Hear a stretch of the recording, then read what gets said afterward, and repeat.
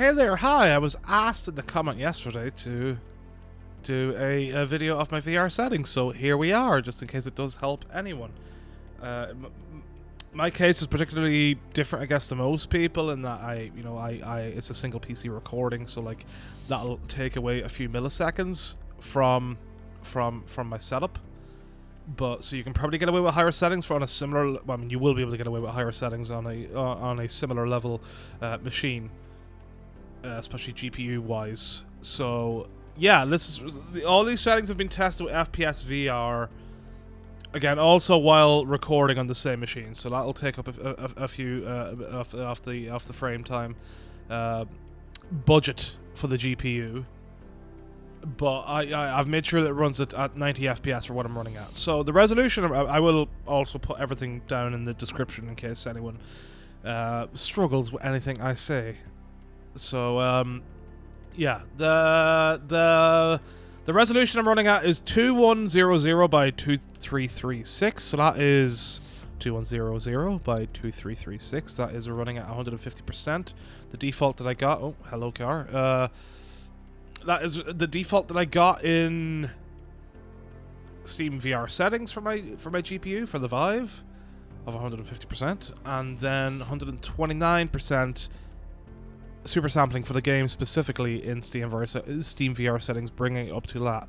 That is then paired with DLSS quality, which so that's a slightly higher resolution than what I was running before, but I wanted to introduce some DLSS to try and help with the jaggies, because I find the jaggies more distracting than the blurriness that is involved then whenever you've got DLSS. Like, DLSS is great on flat screen, but I found that in VR it adds, it looks a bit more blurry than on flat screen, where in flat screen, like, because, I mean, I use TAA anyway, because I don't have an issue with TAA, and I don't mind the blur that's added, because I feel that's fine for flat screen gaming. Some people won't like it, so you might need to change around settings. Maybe you can get away with my resolution if you've got a similar rig. If you're not recording at the same time or not streaming at the same time, with that extra overhead of the millisecond budget on the frame times. But the DLSS I find like really helps. Like, the main issue with the DLSS is reading the dashboard at this resolution, but I can still read it. And it's fine. For the vast majority of the time, on 99.9% of cars, there's a couple of cars that make it a bit awkward, like, and I struggle sometimes actually with the red delta on the Ferrari dash, but otherwise it is 100% fine. Like, I can read tire pressures and all that on 99% of the cars. There's a couple of the GT4s that's hard, but that's really tiny text anyway. So, like, it adds to the immersion not having the jaggies. Like, the main point was that before I was coming... The main point before is that I was coming up on... Whenever I was coming up on cars behind, I saw a lot of wing stuff. And, like, jaggies and wings, and that was annoying. So I figured, hey, let's just do some DLSS and get rid of some of those jaggies. And again, this has all been done by fpsVR to make sure that I'm under the budget, that I've got enough milliseconds spare to do what I need to do with my PC and everything else. So I would suggest using fpsVR and checking out your own settings for what you want. All these settings are also based on, like, the shadows and that are based on trying to get shadows underneath cars, because I find, like, a lot of people's suggested VR settings do not have shadows underneath cars, which I found very distracting and very unrealistic, and it takes me out of it whenever I'm driving around. So, like, I need my occluded shadows underneath cars to actually make them look like they're on the road and not floating a few meters above it. So, view distance, I was running at a high, but I did another final check before I did this video, and I mean, like, I was running high. I'll probably keep running high. The turning up to epic adds like another 0.1 milliseconds, so not much to your budget. It's whatever. I haven't really noticed much difference, so I'll probably keep running at a high actually instead of epic. Shadows then at mid for both shadows themselves and distance with contact shadows enabled. As I say, you can see shadows appearing in the trees off in the distance. I've not tried turning it up because turning shadows up will really fuck with my performance anyway, so I don't know how far you can stretch them out. So if you've got the budget, maybe you can try yourself and see how far you can stretch them out. But I find this to be a decent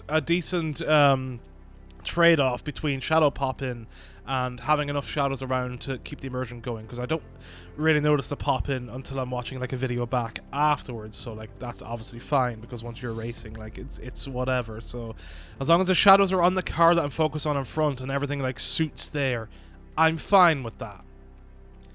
We've already talked about DLSS. I've turned it down to 20% for the sharpness again. I can't remember if I already said it or not, but yeah, for the pulsing that is introduced, especially around the text and the dashboard and all that. So that helps a bit, but the pulsing will remain there. But like you get used to it after a while, or at least I did.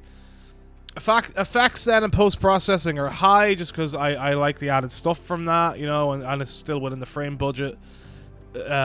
Foliage is turned to low because I found that really affected a lot of my stuff, especially CPU. I've seen people say that it shouldn't affect CPU, but I definitely see a difference in the CPU spikes whenever I have foliage turned above low.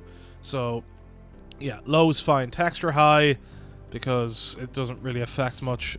Mirror quality medium, because I find that a good trade-off between what I need and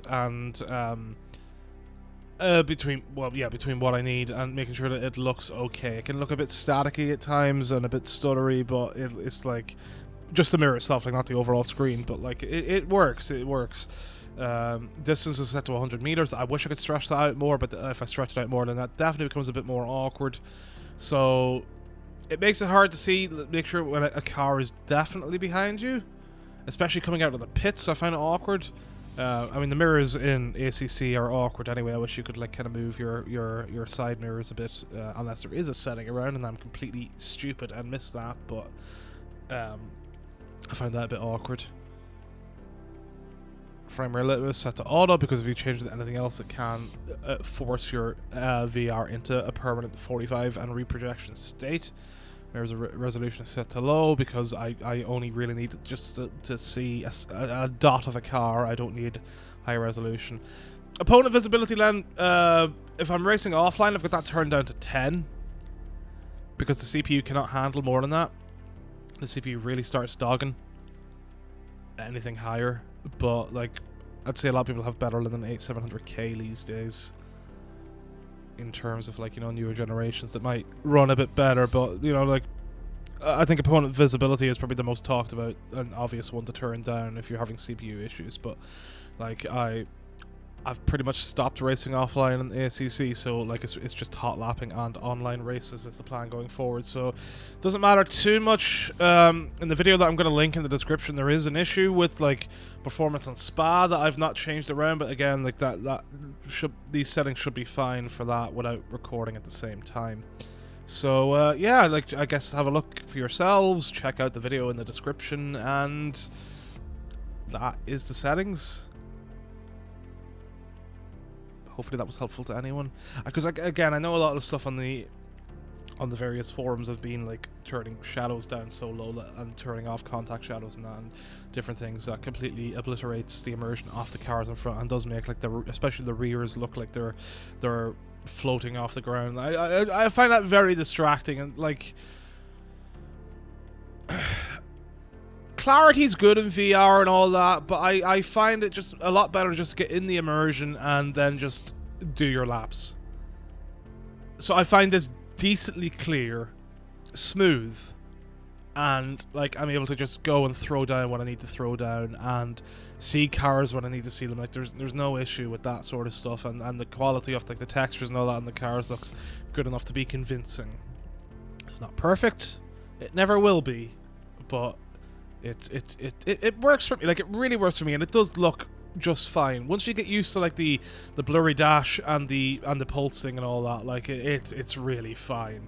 So yeah, hopefully that was helpful to someone that has maybe been having issues.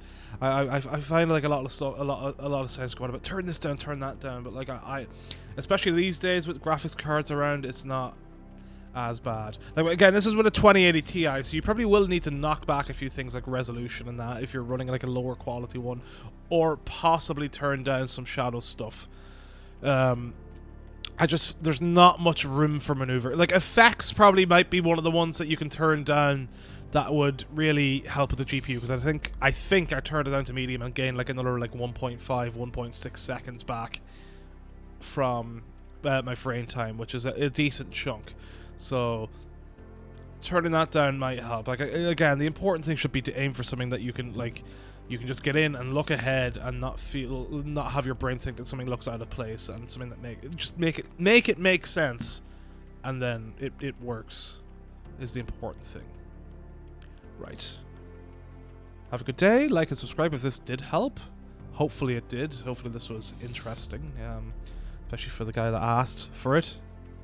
And yeah. Cool.